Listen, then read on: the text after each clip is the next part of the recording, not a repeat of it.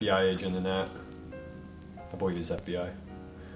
And there's one other movie that he's really good in. Bull Durham. I think he's in Bull Durham, which is, I think, the same year, 88. And it only has like a handful of appearances like in TV shows. And then that's it, and then he passed away.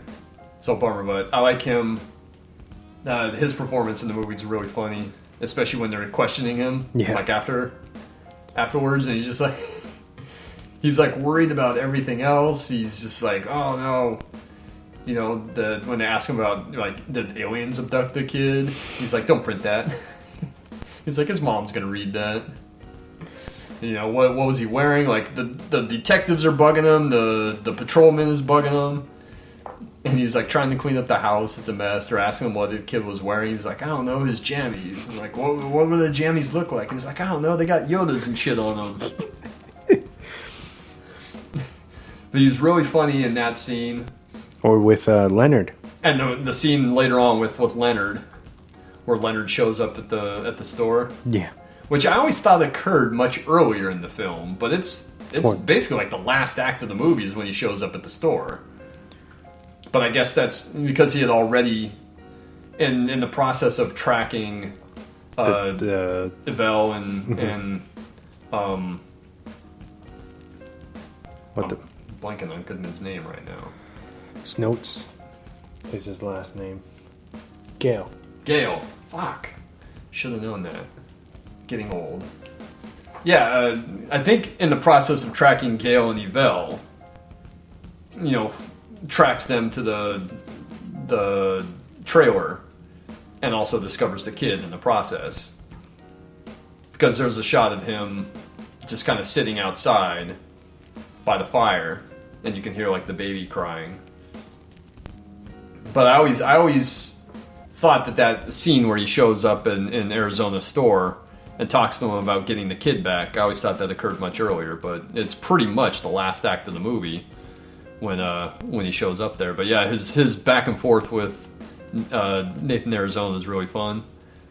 When he's talking about, you know, what, you know, you put out a $25,000 reward, but the market will bear more. People will pay more. He says like 50. Yeah, he says, you pay me 50. And he's like, even I, as a child on the black market, or a young pup, fetched like 30 grand on the black market. And he says, that was $1954. But then he's talking about, oh, you got flies? There's that, has that like throwaway line where he's talking about you have flies. And he's like, no, this is a sealed building. The windows are they're all good. And there's like he snatches the fly out of the air like right in front of Nathan's face. Flicks it away. Just when he enters the store, he's just strolling in, but there's like that shot of his arms down, and all of a sudden like the cigar appears in one hand and like the match just kind of appears in the other hand. And then he starts basically shaking down Nathan, where he's like, look, I'm going to get your kid whether you pay me or not. And so he's either going to go to the black market or you can pay me what I want. Yeah. And then, so Nathan obviously doesn't take too kindly to that, and he's, you know, I'm going to fucking call the cops on you right now. And then he turns around and of course, Leonard's disappeared. In the thin air. Vanished. I was watching the movie last night. Like, he's very much Anton Chigurh. Mm-hmm. He's very much that character that just kind of shows up, is extremely chaotic, and it's, where did he come from? Where does he go? Like a ghost. Yeah. He's very much that character. The Anton prototype. The proto-Anton. Even though I know that book was written... what? Is that a late 80s book, or is that like a mid-90s book? I forget when No Country was written. I'd have to look up the copyright on that. But yeah, he's the proto-Anton Chigurh. That was Cormac McCarthy, right? Yep. No Country? Yep. Did you know that the Coen Brothers, that shotgun silencer thing that he uses for a lot of the movie is like completely fabricated? It doesn't exist. Most silencers don't act like silencers in the movie. My my take on silencers is that I believe they're just kind of supposed to suppress the sound so you can't really figure out where it's coming from, but it's not actually making the gun silent. True. It suppresses the sound just enough where you really can't get a beat on where the shotgun's coming from. But yeah, a shotgun with a silencer it makes for a cool thing in the movie, but it doesn't actually exist. Yeah, even some movies you see where they put silencers on revolvers, those are fake too. Because a revolver has an open chamber.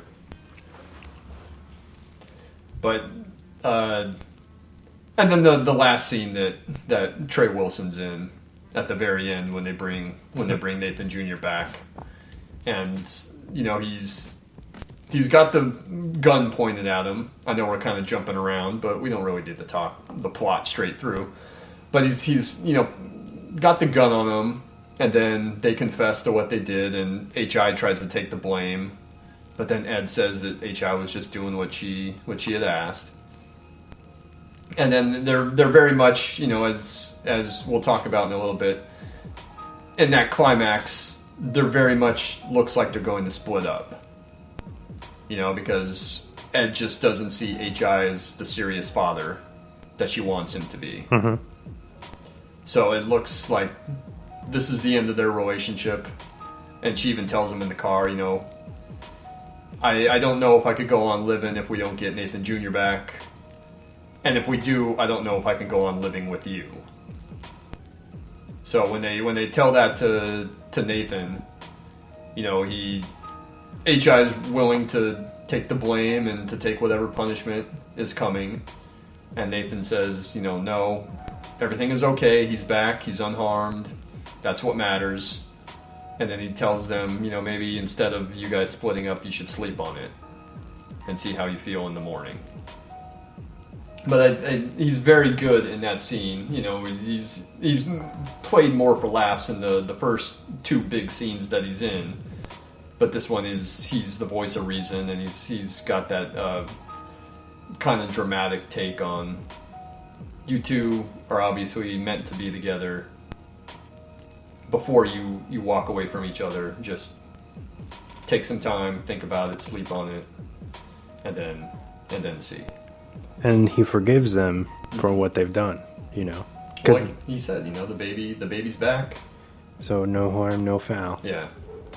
Which is very cool of him. I don't know if most people would be like that, but... Yeah, he's very relaxed. Even though he has the gun. He has a gun in his hand the whole time. Which is funny to me. When he picks up the kid, he, sets down the gun in the crib to pick up the kid. I'm just like, what the fuck is going on? Fucking 80s, man. I like because it got not only paint splattered, but gets blown up in the car. Get the book. I like that they return the book and it's all burnt and singed and covered in blue paint. Yeah.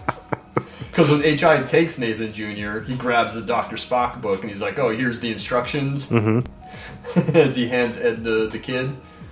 And so they have that book throughout the entire movie, and then when Gale and Yvel run off with them, they come back and get the book. There's that scene where Cage falls over and he's just on the floor, and then he hears the door open up and he just sees the feet come back in, and then they reach down and grab the book and take off.